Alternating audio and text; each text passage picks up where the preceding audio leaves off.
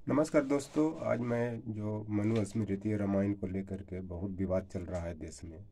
वो जो बिहार के माननीय शिक्षा मंत्री चंद्रशेखर यादव जी ने शायद मनु स्मृति और रामायण के को अभिशाप कहा है, तो मैं आपको बता देना चाहता हूँ कि अभिशाप का मतलब श्राप नहीं होता है।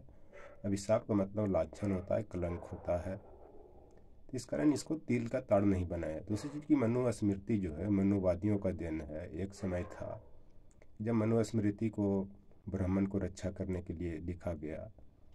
उसमें ये भी बताया कि जो दलित अगर कोई धार्मिक ग्रंथ सुने उसके कान में शीशा पिघला करके डाल देना चाहिए, अगर उसका छाया दिख जाए तो उसको मार देना चाहिए। तो एक तरह से ये दलित पिछड़ों के लिए ग्रंथ कलंकी है, इसमें कोई नो डाउट नहीं होना चाहिए। ये चलते इसको रामायण को शराब के रूप में नहीं देखा जाए। उसमें भी जो रामायण में जो सीता जी को जो मतलब जो लांछन लगाया जाता है राम जी के द्वारा या कलंक लगाया जाता है, पवित्रता के लिए परीक्षा ली जाती है। एक तरफ जैसे महिला सशक्तिकरण की बात की जा रही है, महिलाओं के लिए जो मुस्लिमों में 3 तलाक को समाप्त किया जा रहा है, दूसरी तरफ से इस तरह की जो घटनाएं घट रही हैं इनको तिल का ताड़ नहीं दिया जाए, पोलिटिसाइज नहीं किया जाए। ये हर धार्मिक ग्रंथ, हर धर्म में व्यक्ति को आस्था है, हर व्यक्ति अपने धर्म को मानते हैं। वो धर्म को बढ़ावा देने में धार्मिक ग्रंथ का योगदान होता है। चलते इतने गंदे तरीके से न लिया जाए कि ये कोई भी धार्मिक ग्रंथ श्राप है या अभिशाप है। अभिशाप का मीनिंग कलंक होता है, लाछन होता है। श्राप अलग चीज़ होता है, क्योंकि एक वर्ड का बहुत से अर्थ होते हैं। दूसरी चीज़, जिस व्यक्ति का जैसा सोच रहेगा उसी तरह के बनेगा। बुद्धि और सोच से ही व्यक्ति का विकास होता है।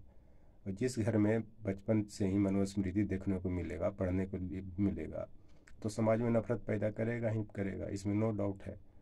और जहाँ तक जैसे मान लीजिए कि जो सुस्वास्थ्य है व्यक्ति को साहसी बनाता है और सुशिक्षा व्यक्ति को संस्कार युक्त बनाता है। मेरा कहने का मतलब कि अगर किसी का व्यक्ति का हेल्थ ठीक है तो साहसी बनता है, अगर बीमार नहीं है, वो तंदुरुस्त है तो साहसी बने, वो आगे बढ़ता है। उसी तरह से सुशिक्षा माने अच्छा शिक्षा जिसको मिलेगा उसका संस्कार भी अच्छा बनेगा।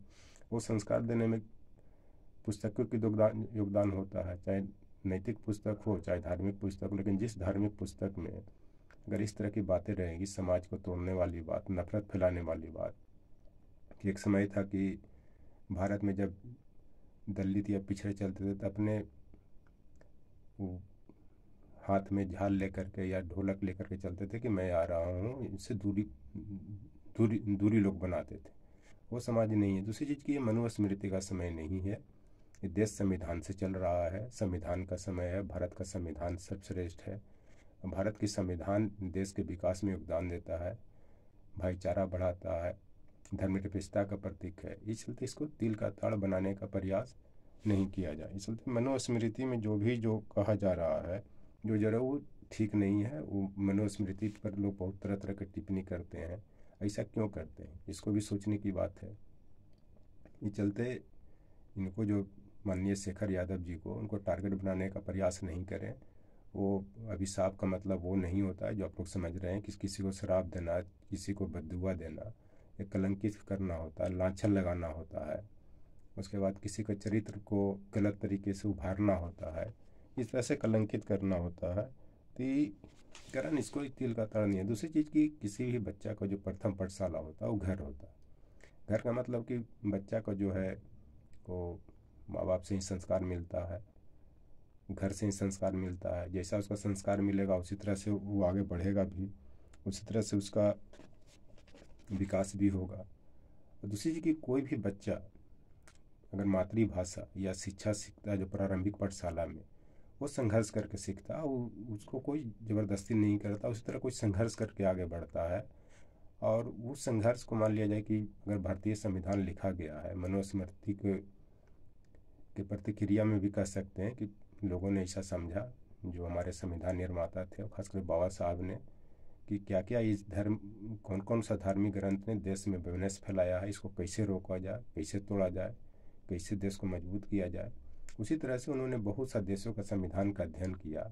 अध्ययन करने के बाद भारत का संविधान का निर्माण किया गया। मान लिया जाए कि आपको मौलिक कर्तव्य रसिया से लिया गया है, डीपीएसपी आयरलैंड से है, इस तरह से मान लीजिए फंडामेंटल राइट अमेरिका से है। तो इस सबका संविधान का जो बढ़िया चीज़ था उसको समराइज करके इस संविधान को लिखा गया, ताकि ये देश धार्मिक ग्रंथ से नहीं, धर्म से नहीं, सरकार धर्म से नहीं, बल्कि संविधान से चले, सबके लिए समानता की बात हो, सबको मजबूत करने की बात हो, सब में एकता स्थापित करने की बात हो, तभी ये देश आगे बढ़ेगा। उसी तरह से कि मानव को समझने के लिए पहले सत्य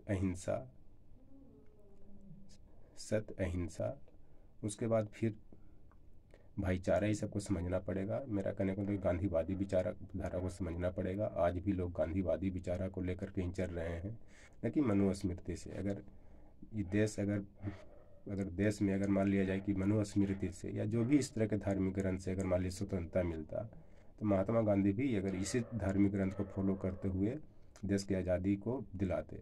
अगर शायद ये सब धार्मिक ग्रंथ का प्रभाव देश के समाज पर नहीं पड़ता, तो ब्रिटिश रहता भी नहीं और देश बहुत पहले आज़ाद हो जाता। इस चलते मनुस्मृति को या कोई भी मान लिया रामायण को एक ढाल बना करके दूसरे पर तलवार से आक्रमण नहीं करना चाहिए। ये सब अपनी अपनी विचार व्यक्त करने की या विचार अभिव्यक्ति की स्वतंत्रता है। तोड़ मोड़ के बातों को नहीं प्रस्तुत किया जाए, क्योंकि अभिशाप का मतलब क्या है नहीं है जो भी अगर नहीं जानते, जो मीडिया वाले इतना जो डिबेट करवा रहे हैं, उनको भी समझ लेना चाहिए कि अभिशाप का मतलब लांछन होता है, किसी को कलंकित करना होता है, इल्ज़ाम लगाना होता है, धब्बा स्थापित करना होता है। ये सब चीज़ें होती है, इसलिए सब चीज़ को समझने की ज़रूरत है। और मान लिया जाए कि हर चीज़ का एक दिन के बाद हर चीज़ का डिक्लाइन होता है। इस पर एक शेर भी कहा गया है कि एक वक्त के बाद यह नाम सिर्फ नाम रह जाएगा और ये नंबर सिर्फ अंक रह जाएगी, तो सिर्फ यादें रह जाएगी। मेरा कहने का मतलब कि एक समय था कि मान ली मनुस्मृति था, एक नाम रह गया, उसमें जो पॉइंट दिए गए थे एक नंबर रह गया, वो सिर्फ एक याद रह जाता है। और याद ये रह जाता है कि मनुस्मृति में जितने तरह की कुरीतियाँ खास करके पिछड़े दलित के लिए लाया गया है, उसे याद करके ही देश में इतना वैमनस्य फैलाया जा रहा है और किया जा रहा है। तो वो सब याद है, उस याद को मिटाने की ज़रूरत है, सांप्रदायिक सौहार्द स्थापित करने की ज़रूरत है, उसको बढ़ावा देने की ज़रूरत नहीं है। जो भी लिटरेचर है, जैसे रामायण है, चाहे जो भी है, ये लिटरेचर है। कुछ लोग मिथक बोलते हैं, कुछ लोग कुछ बोलते हैं, उस विवाद में तो मैं नहीं जाऊंगा।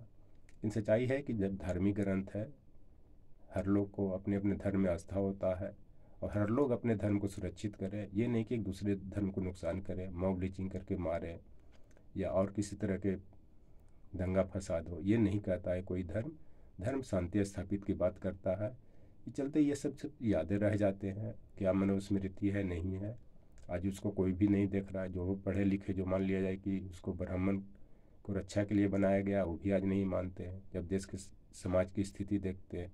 इसी कारण देश का जो विकास होना चाहिए था, विकास नहीं हो पाया है, क्योंकि सब लोग धार्मिक ग्रंथ, धर्म के नाम पे, जातिवाद के नाम पे, ऊंच नीच के नाम पे बढ़े और अपने को समझे। इस कारण देश का विकास नहीं हुआ, क्योंकि जिनका विकास होना चाहिए खास करके दलित पिछड़ों को, उनका नहीं हुआ। बाकी तो अपर क्लास के लोग, अपर कास्ट, उनका तो विकास हो ही चुका था।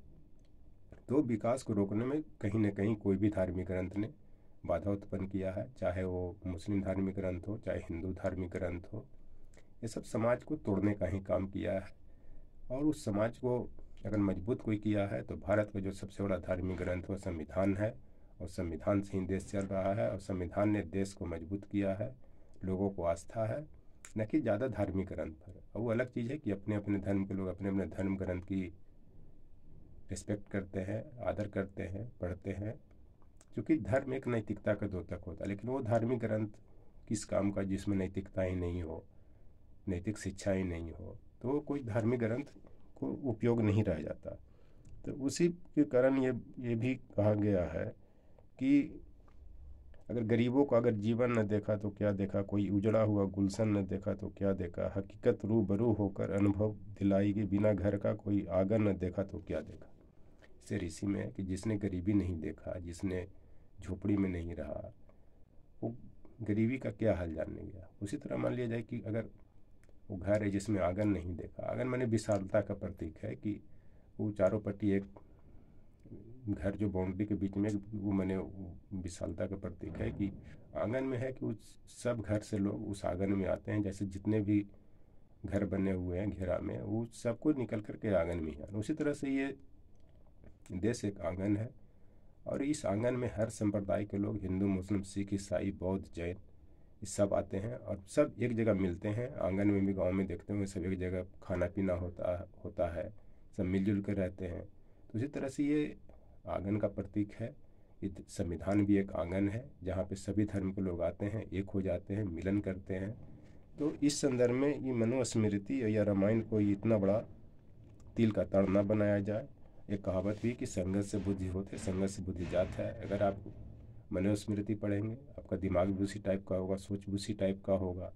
रामायण पढ़ेंगे, सामुदायिक सौहार्द स्थापित होगा, नैतिकता आएगी। क्योंकि जो लिटरेचर में जो सही है सो सही है, हाँ उसमें कुछ सीता जी पर लाछन लगाया गया जो राम ने लगाया। आज भी कोई पति अपने पत्नी पर लगाता है, गलत तरीके से इल्ज़ाम लगाता है, तो किस तरह के नज़रिए से देखा जाता है, किस तरह से महिलाओं को टॉर्चर किया जा रहा है, खासकर से डिवोर्स के लेकर के या घरेलू हिंसा को लेकर के इतने सारे कानून भी बनाए गए, लेकिन फिर भी वो सफल नहीं हो पा रहा। इसका कौन दोषी है? नहीं दोषी है, ये किसी छिपा हुआ नहीं है। और इस कारण भारत को ऐसे इतिहास और धर्म ग्रंथ को मिटा देना चाहिए जो सांप्रदायिक सौहार्द स्थापित नहीं करे, वैमनस्य फैलाए, दंगा फसाद फैलाए।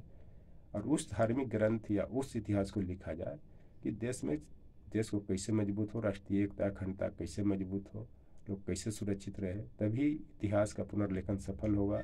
जो आज की सरकार के द्वारा ये मांग किया जा रहा है कि इतिहास का पुनर्लेखन करने की ज़रूरत है, पुनर्लेखन तभी सफल होगा जब धार्मिक ग्रंथ को इग्नोर करते हुए सही चीज़ को लाया जाए और संविधान पर पुनर्लेखन किया जाए, न कि संविधान को मिटाने की बात की जाए, जिस तरह से आज के परिप्रेक्ष्य में संविधान का अतिक्रमण हो रहा है। Thank you.